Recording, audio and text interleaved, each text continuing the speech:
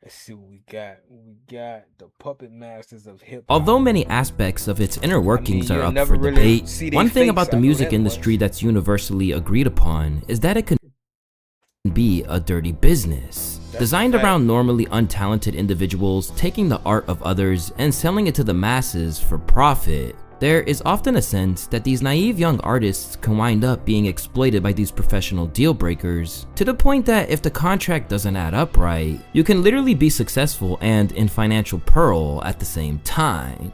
I'll put it to you this way. We are the biggest selling female group ever. 10 million albums worldwide. We have worked very hard. We have been in this business for 5 years. And we are broke as broke can be. I Tuh. can't go into Then they everything saying right this now, on but national TV trust me, you at can the sell 10 awards. million albums and be broke if you have greedy people behind. Well, you know, contracts and stuff is kind of hard to handle business when you're stuck in contracts that say certain things. Despite the fact that there's naturally a power imbalance, certain record executives have remained beloved. But y'all was broke when they found you, and then they put a little money in your pocket, and then it's like, you want what they making. For one thing, someone like Rick Rubin remains universally respected for not only his contributions to hip-hop, but the direct role he's played in molding classic albums. I mean, I've always been a fan of Rick, and my manager, Paul, had been talking to him, and Rick had expressed that he had interest in working with me. And when Paul brought it to my attention, I was like super excited, just honored at the fact that he was even thinking about it. I have my reservations just because I'm a super fan of Rick. I'd probably be a little nervous, and I don't know what the vibe would be, just because I would be wanting to impress him, you know what I'm saying? So it was very much kind of like the feeling that I got early on with Dre. But it's fair to say that this is an exception to the rule, because generally, these individuals who pull strings aren't regarded as good people. In fact, they're viewed as the unseen forces who control the game, serving as the gravitational force that all of rap orbits around. But with the benefit of the internet, those days of hiding in plain sight are gone. And some of the more outspoken individuals have been increasingly willing to bring I bet Kanye West regret that fucking grill he put in his mouth, because I heard he took his teeth out and replaced it with that, and that was stupid. He ain't got it no more. He got regular teeth again, so their names I up. know he regret that Drake shit. has a rich baby daddy named Lucien and Universal. Wow. He's like, you know, like, man, my daddy got it. You know what I'm saying? It's like, my daddy controlled the spins. My daddy got the DSPs. Damn, he had gained a lot of weight during this time, too. I think he lost it right about now. My daddy. Drake has a rich baby daddy. And with more heat on them than ever, it's time to expose the crazy to close see. network of Nigga got a allies rich and literal baby daddy. family members who hold sway over not only a culture that they never created, but the music business as a whole, to the point that they control more than a third of the US market at competing companies. It's your boy Luesta, and these are hip-hop's I true never puppet got masters. like, if I was a fan in the crowd, I'd be mad as a motherfucker, nigga, throwing water and alcohol and shit on me. Man, what the fuck? I would have been like, man, what the fuck wrong with you, nigga? Would have started throwing number water Although on stage practically back to every them, rapper like, will what the claim fuck that they're wrong with the you? boss, and that their subsidiary label is truly running the game, the truth is that the vast majority of them report to one man, Sir Lucian Grange, a man whose market share of the game is frightening. As the head of Universal Music Group, their market share for current recordings exceeded 40% in 2018, which is almost double the reach of their competitors at Sony Music Entertainment. It's standing as a parent company for Interscope, Def Jam, Dreamville, Cash Money, Quality Control, Aftermath, Boominati, XO, and Shady, among others, means that if you're listening to mainstream hip-hop, there's a very good chance that you're lining Lucian's pockets. I'm obviously delighted for the teams, our executives, our artists. I'm the guy who's at the front of the band, and there's so many people within the company that are part of this success, part of this honor tonight. But let's talk about how he got here first. Lucian grew up in London, with his older brother making his This nigga name from as the London? founder of Ensign Records. As a self-progressed punk, Lucian got his start in April Music's A&R department, finding early success by signing the likes of the Psychedelic Furs and other acts that had major hits. Over the course of decades, he climbed up to the position of managing director of Polydor, before reaching the pinnacle of the industry in 2011 when he was named CEO of Universal Music Group. and immediately he began consolidating their power further, ushering in a new era of unprecedented control. In that same year, he bought EMI's recording operations, therefore enabling them to bring in other organizations like BuzzFeed, claiming that he would go down as the master architect. Or EMI. Not all liver supplements are made the same. Your liver carries out over 500 functions of what is likely to be the last big deal in the music business. A colleague of his made it clear that this wasn't a surprise, as he could be a killer when he wanted, claiming he has an instinctive ability to go for the jugular and to pounce when the opportunity is just right. To those who wanted to see the industry return to its glory days, he was the man that they all admired. He's the great hope for the music business, said Irving Azoff, who is the manager of Eagles, Christina Aguilera, and other acts. He's got the biggest company, and whoever has the biggest company has the responsibility to be bold, said Jimmy Iovine. From a global strategic partnership with Live Nation and distribution deals with the likes of Spotify and Apple Music to ensure that they got as much as they could out of the streaming era, it was no surprise that UMG was worth a reported $50 billion by 2019, which is largely because major label talent, much of which reports directly to Grange, released more than 90% of all top 10 songs over the last decade. And in hip-hop specifically, 93.3% of all top 10 chart weeks, including Billboard 200 plus Hot 100, between 2010 and 2018 have come from major labels. And if you ask Lucian, it's his days around punk, which means he understands how to tap into the world of rap that was so far removed from his own.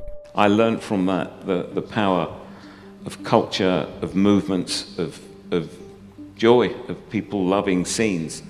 And I applied that to whether or not it was 10 or 12 years later, 15 years later, what we now call indie bands. And we had Shed 7 and Cast, and that had come out of the Lars in Liverpool. And of course that then turned into Oasis and Blur. Some of the hip hop records, my commitment to hip hop a decade or so ago, 11, 12 years ago, when I came to the US, it was that sort of rejuvenation and the investment in it and the belief in it and the ability to partner with people and trust them.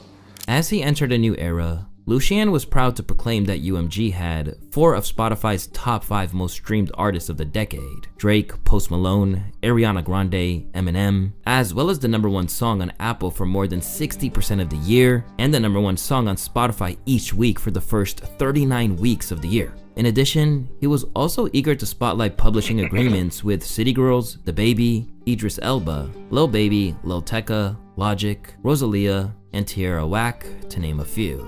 And since then, many of those artists have continued to flourish, only solidifying Lucian's stranglehold, so much so that Grange makes an astonishing 764 times the average salary of Universal employees, and netted a 12.5% pay raise, while the company's share price collapsed. After reporting 2022 revenues of more than $10 billion, UMG announced that it had extended the 63-year-old CEO's contract to 2028, with a one-time transition equity award of $100 million. But with such domination comes scrutiny, including some bars from Jay-Z on Moonlight, in which he questioned why artists are still rushing to sign with Grange, when it's clear that he's making off with the lion's share of the money. Lucian is cool, but Lucian don't write. Doug ain't this tight. So what we selling? Cause we making. Cause the grass is greener, cause they always raking and mow. Even though the likes of Lionel Richie, Shawn Mendes, and Justin Bieber showing up to his Hollywood Walk of Fame ceremony as though they were friends, it's apparent that it benefits these artists to stay on Grange's good side, even if some of the— This nigga face right here look like he just took some drugs, or he look like he don't even belong here. Like, what's up with him? Who the fuck is this? Who is this right here? Why is he making this face? The advice that he's given to people over the years suggests that he doesn't really know who had staying power. We had just signed City Girls. We met with Lucian, says Quality Control Music's CEO Pierre P. Thomas. It's crazy Me how and Coach City Kevin Girls and all of them was on top for like a good year or two, and then all that shit faded away. Lee had been getting a lot of backlash about the group. They ain't quality control, that sort of thing. We showed Lucian the first video they shot, and the first thing Lucian says is, "Those girls are superstars. They have the potential to be the urban Spice Girls." I didn't think that a guy in Lucian's position would get them. It really changed the way that we thought about the City Girls. Yeah, that definitely aged like milk. But even though many artists want to cozy up to him, And you have the likes of Rick Ross referring to himself as the ghetto Lucian Grange on records. This isn't just some mild-mannered British gentleman you're dealing with. Because when you mess with UMG's pockets, he won't hesitate to act. Just ask the artists who tried to move in a way that enabled them to get a bigger bag in the years, since Frank Ocean finessed Lucian and Def Jam right in front of their faces. Oh, that's what happened while we ain't seen Frank Ocean. And he didn't put out an album in 4 years. And with his deal, he literally figured out how to get 20 million from Lucian Grange, drop his deal, figure out how to make the funds apply to a whole nother album, give him a bullshit album, get out his deal all in one round. Do you know how embarrassed the record industry was? Do you know how hard they've been whipping fucking artists since then?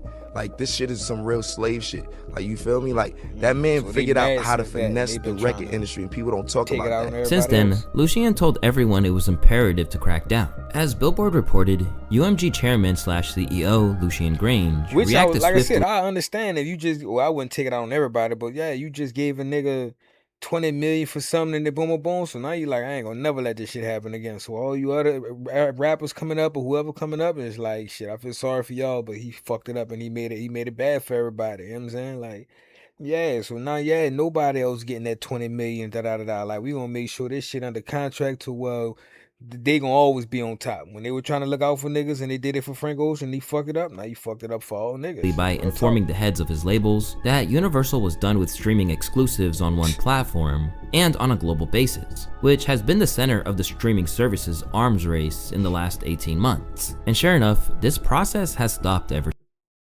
With Base 44, a simple sentence becomes your website.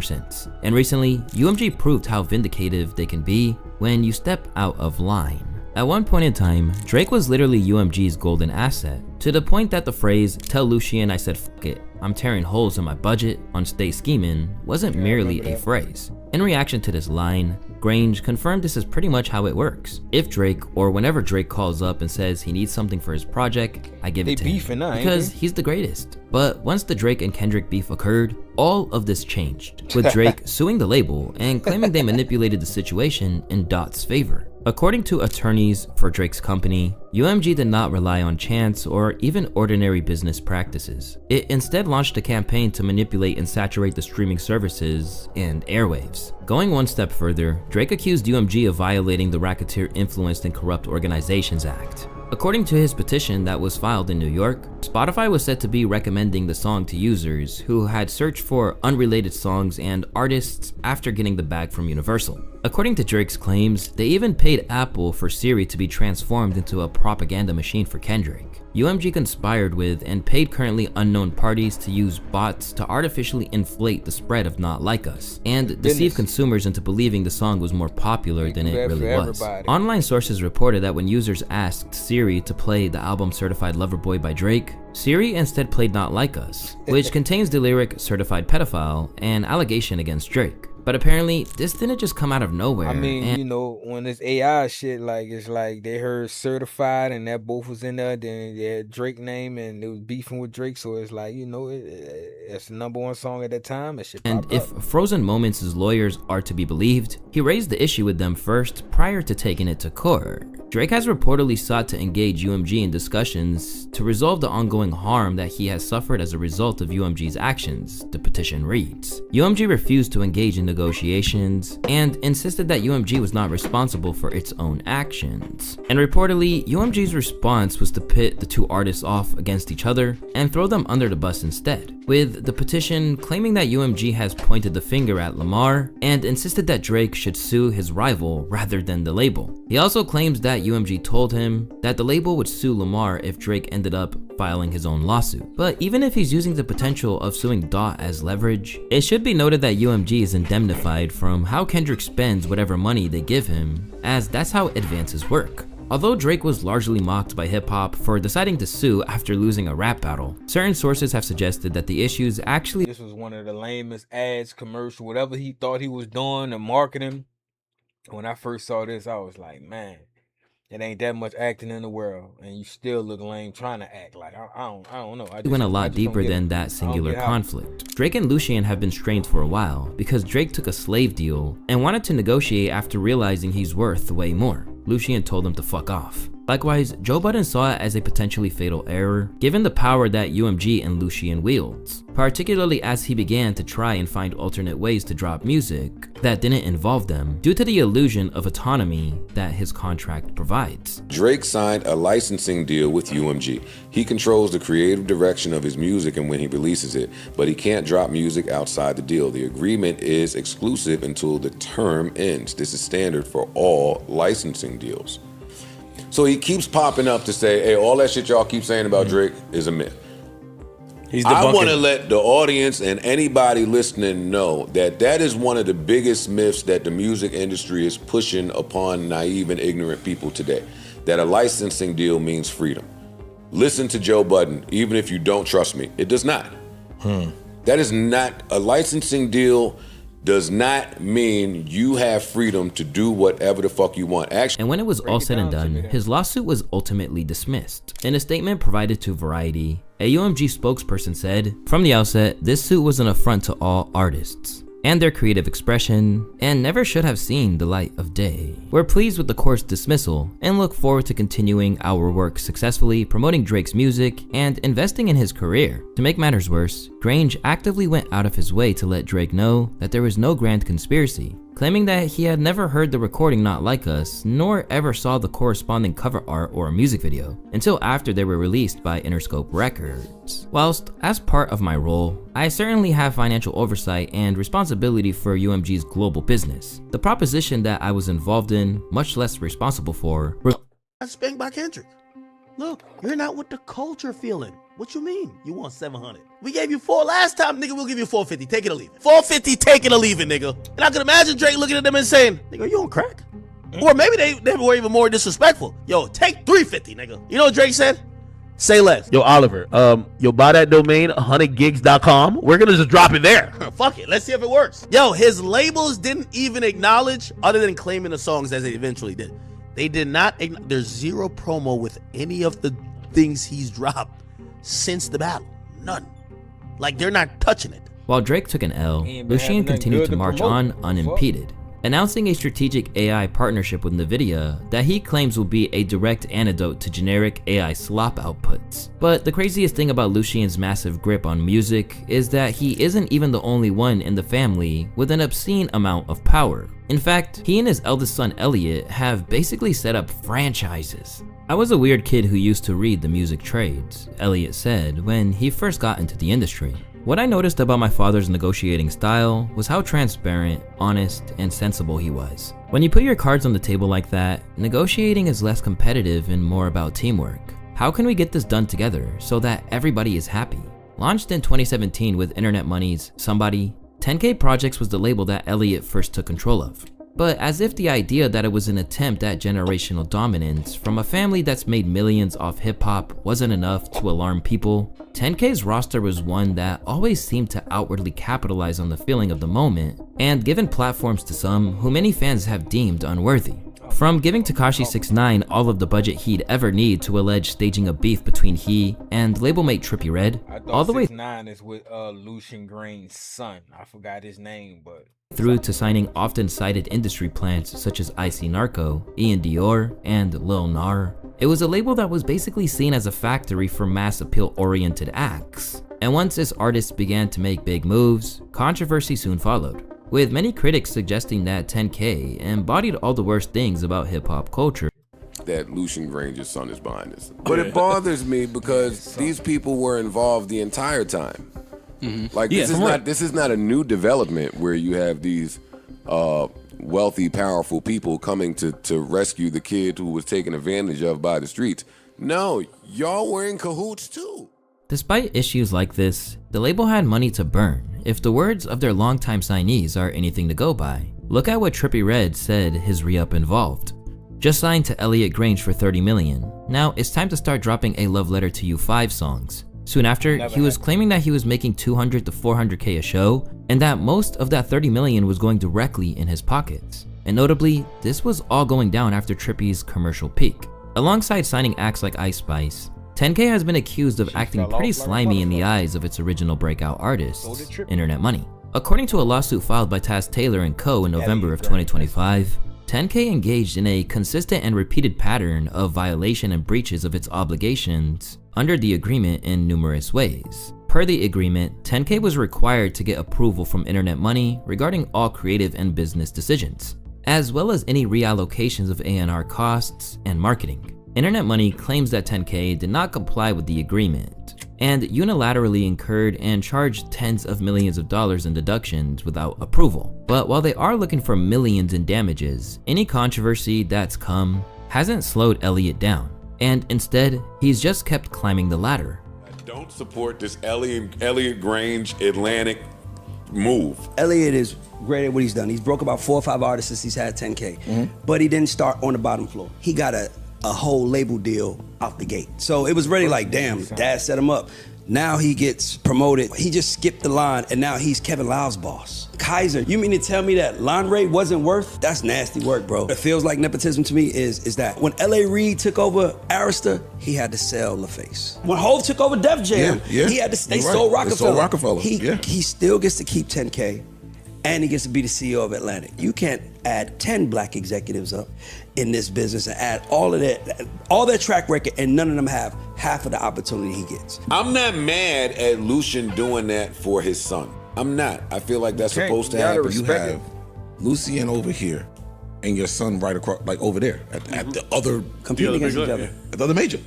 Competing against each other. Or not. Or not. I don't know That's that my part. means Or competing not. against each other. I like the nepotism. Me too. But there's something funny in here somewhere. I wish it wasn't just so in your face. I don't know what it is about that. To me, it's just like you got out here that be killing it, brilliant, care, can do the job. But they gotta show you that they wanna do the job before you even give them a chance to get $1 to try to do the job. Kaiser been putting in work at Atlantic for over 20 years. And you mean tell me you promoted a kid to be my boss? Like what I've been doing didn't count. So for me, it's just like that's the part that bothers me. If they sold 10K, he got it. I would have been like, that's a play. He cashed out, but they let him keep that and be my boss. Let me tell you something about the music business. They don't like execs that do 2 things at once. You can't be an exec who works at a company but has your own company. They don't want that. Well, that's like what they tell. No, that's what they tell all us. Yeah. So now y'all run 2/3 of the music business. Yeah. That's the craziest. Actually, more than 2/3, 75% more than likely, because Universal is about 47% of market share, and Warner is about another big chunk of it. Yeah, like you and your dad. That means y'all sitting at the lunch table, y'all laughing at who you buying today, son. In October of 2024, it was announced that Elliott had been named CEO of Atlantic, and much like his dad, he hit the ground running. In the third quarter of 2025 alone, Atlantic soared up to 7.83% market share, according to Billboard, up from the 5.51% in the same period last year and 5.75% at mid-year. And at every turn, he seemed eager to escape the notion of nepotism as the reason for those big strides. But the problem he's facing is that absolutely no one is buying it.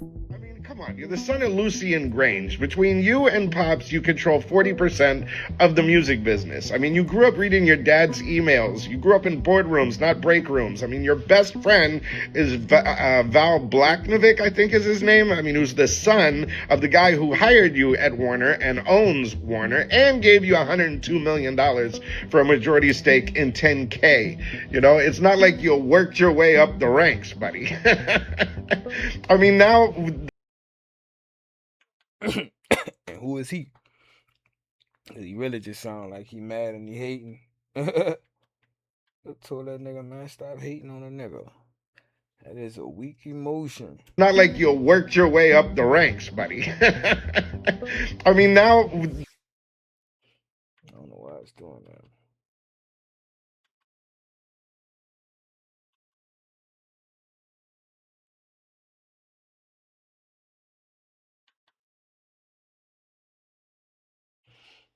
God damn. dad's emails. You grew up in boardrooms, not break rooms. I mean, your best friend is Val Blacknovic, I think is his name. I mean, who's the son of the guy who hired you at Warner and owns Warner and gave you $102 million for a majority stake in 10K. You know, it's not like you worked your way up the ranks, buddy. I mean, now the CEO of one of the biggest labels in history, Atlantic, Aretha, Led Zeppelin, Bruno Mars, and Atlantic's, you know, I mean, they're losing ground in the streaming era. I mean, new music market share is slipping. Layoffs have hit. Even Chaperone was up there at the Grammys saying what she said. But there he is, cracking jokes, you know, talking about speed, TikTok strategy, and how he's not from the fax machine era. Considering his background, it's pretty obvious that Elliott is about as far removed from the street-hardened artists that he sought to make a living from promoting. But he's certainly not the only one. In fact, he has a spiritual predecessor who's not only been locked up in hip-hop culture since the outset, but is, of course, a close ally of his father's.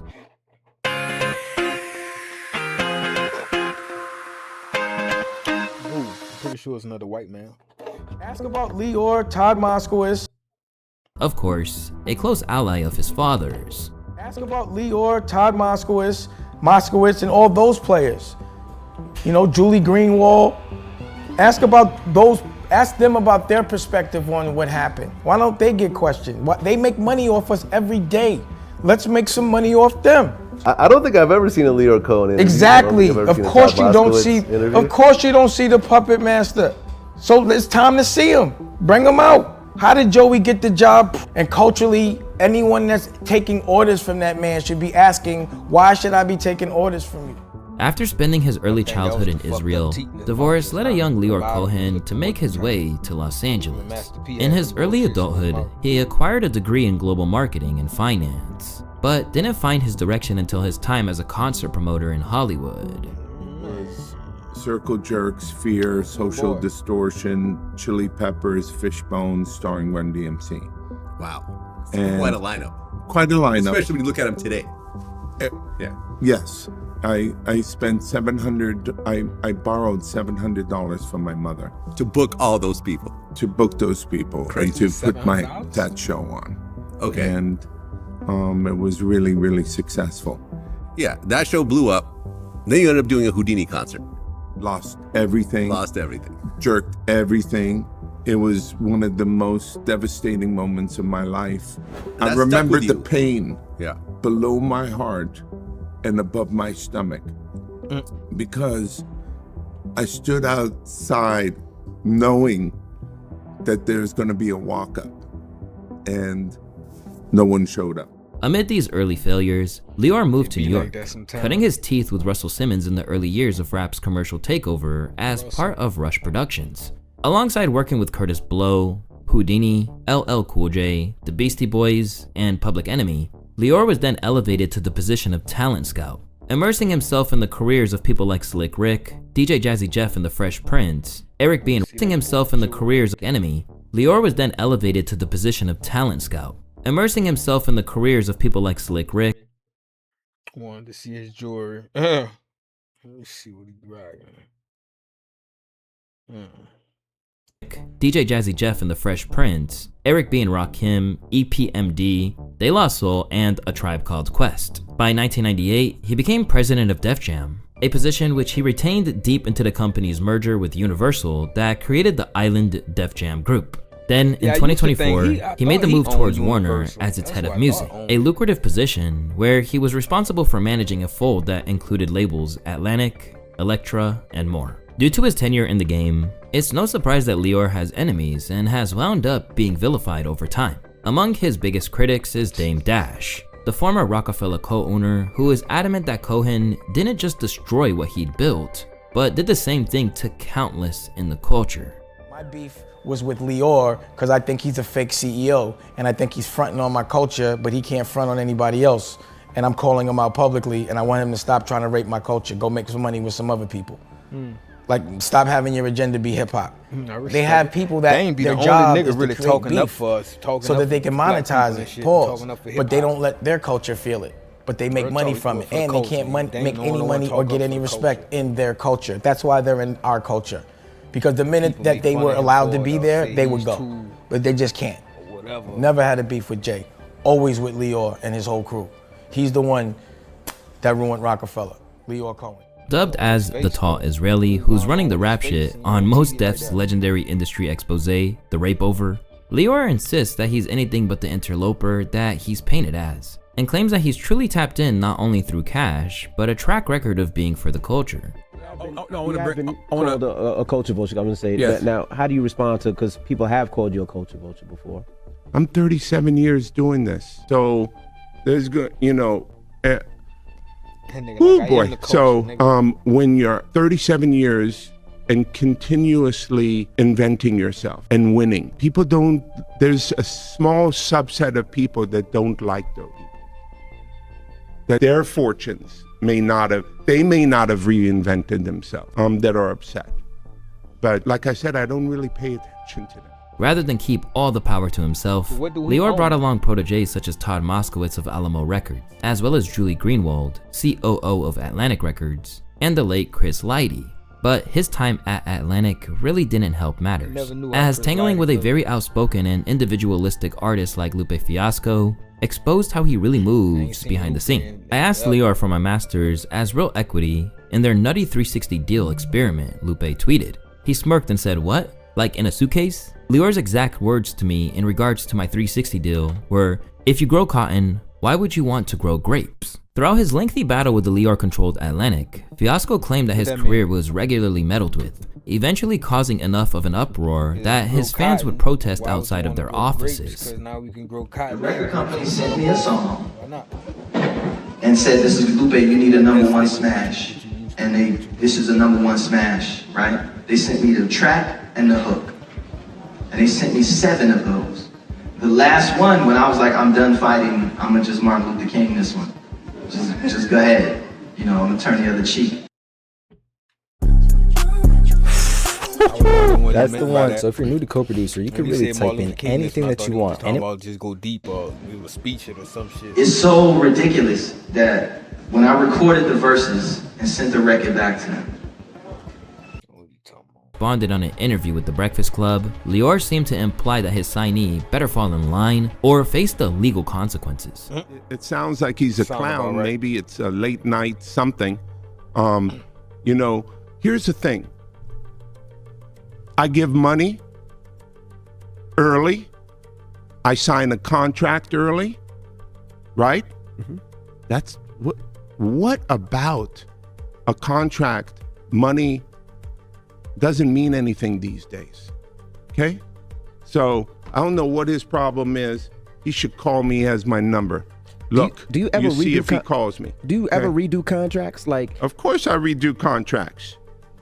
Like, okay, I spend my whole life redoing contracts. Contracts are meant to be renewed. And yeah, why not? Mm-hmm. I don't do. How about this? He gonna have a hard time because we don't play that. Among the other artists who had a rough time with 360 is Migos, who spent their early years on the label before trying their best to escape in 2014. Discussing the experience, Offset said that they tried to hold us against our will. It was never no in-house hurdles we ever had, like where it had been a problem. With 300, that was the biggest thing. Meanwhile, Quality Control's Pete Thomas, that were their partners in the Migos deal, claimed that they completely stunted the trio's momentum. For 16 months, we couldn't sell no product. Whatever that was already out, that was already on iTunes or whatever, that was cool. But anything that we was putting out, it was like we was shackled down. Look at My Dad was the biggest song of that year, he continues. We had the athletes doing it. You had the kids, everybody was doing it. But you ain't see it on iTunes. You see what I'm saying? We couldn't sell it. We couldn't stream it. We got a company saying, y'all can't put no music out. We ain't letting y'all sell nothing. We ain't letting y'all until whatever. And perhaps most upsetting of all for hip hop fans, the mythical joint Migos/Young Thug project, Migos Thuggin', was a real thing that was stopped in its tracks by Lyor and co. Well, because I remember at one point you guys were supposed to do a mixtape with Young Thug. We got frozen, man. We can't do it right now. Right, because this was the Migos Thuggin' project, right? Yeah, that was gonna be a big project too, but. Speaking of Young Thug, he had no shortage of aggravating moments with the label as well. Over the years, Lyor had issues with his philosophy when it came to dropping music so often. You you just record so many songs and leave them like little orphans out there. Okay? Yeah. You have to come back to them. No, I and don't. yes, you do. Hell no. You got the critics come back to them. While Thug is still locked in with 300, the company has since been sold to Warner for over $400 million. As for Lior, he ventured his way from 300 in 2016 to become head of YouTube Music. Yet, even with the prominence of this position, Lior tried to move in silence and downplay his sway in the game. One of the most powerful, is that the most powerful music position in the world right now? I don't think so. No? It's powerful. What's powerful? Well, YouTube is the biggest music platform on the planet. It is. And you're the head of that music platform globally.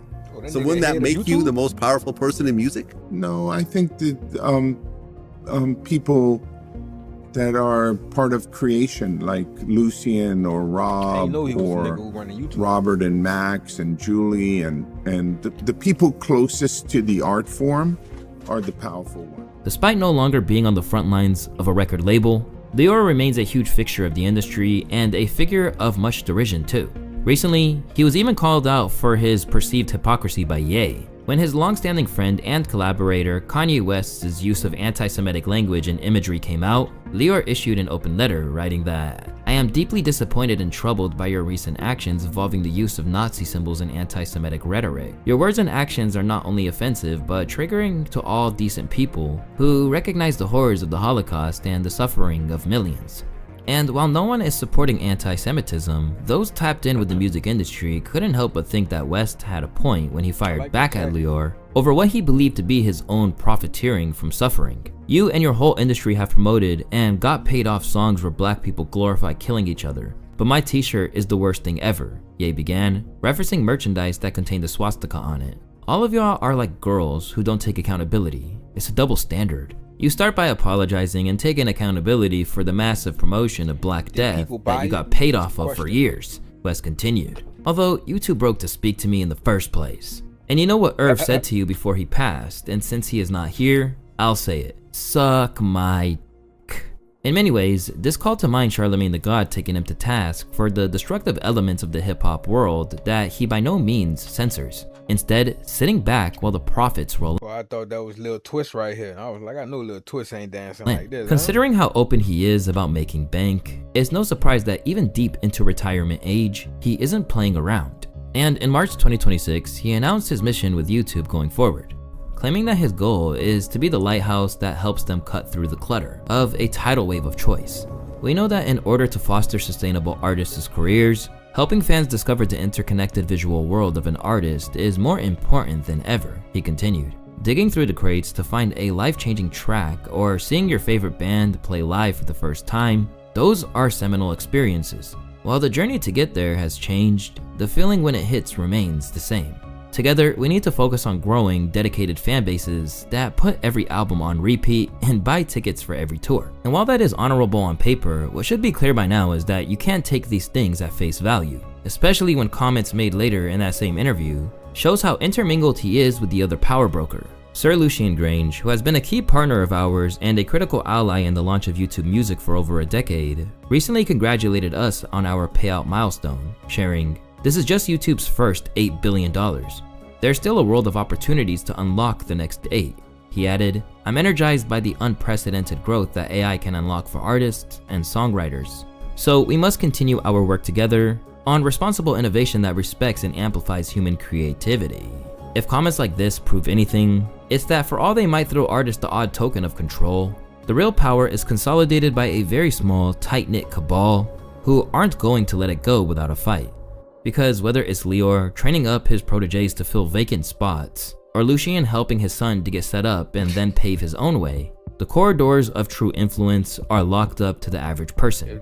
And unless you can destroy the major labels from the inside, it's hard to imagine that they'll let any of it go anytime soon.